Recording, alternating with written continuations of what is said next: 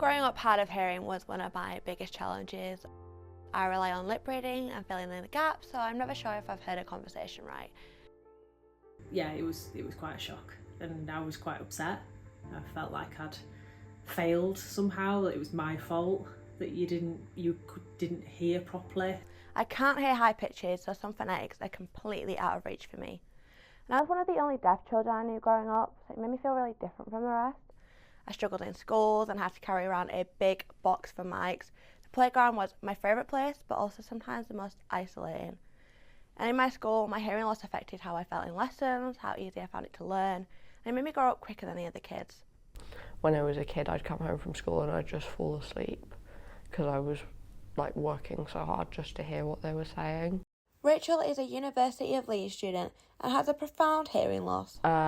So it affects how I learn at uni, especially in lectures and in practicals. I find that really difficult. And then socialising, I don't hear, I really struggle with speech discrimination.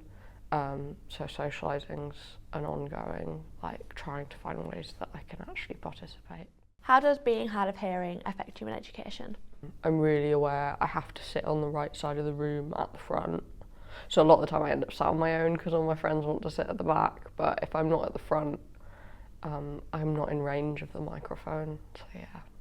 Deaf young people not only struggle with identity, but with accessibility. Figures show that deaf school children are one grade band below hearing kids. Experts say that even making the smallest of changes in class can make the lesson more accessible for deaf people.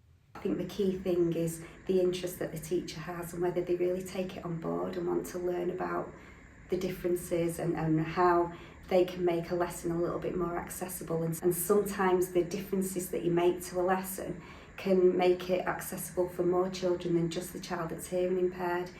The education system was never truly accessible to me, despite all the support from my school. Moving into my GCSEs was extremely frustrating as I was being forced to learn French, and no matter how much I studied, I simply couldn't pass speaking and listening. It'd be really interesting now this bill is coming through about BSL, whether schools start to take on board BSL and recognise that that might be a student's own language. BSL Bill is an act that forced the government to recognise British Sign Language as a legal language. And for some deaf people, sign language plays a huge role in day-to-day life. When I go to BSL Club, I'm not disabled there, you know. When I'm on my own and I have my hearing aids in and I'm not talking to anyone, I'm not disabled.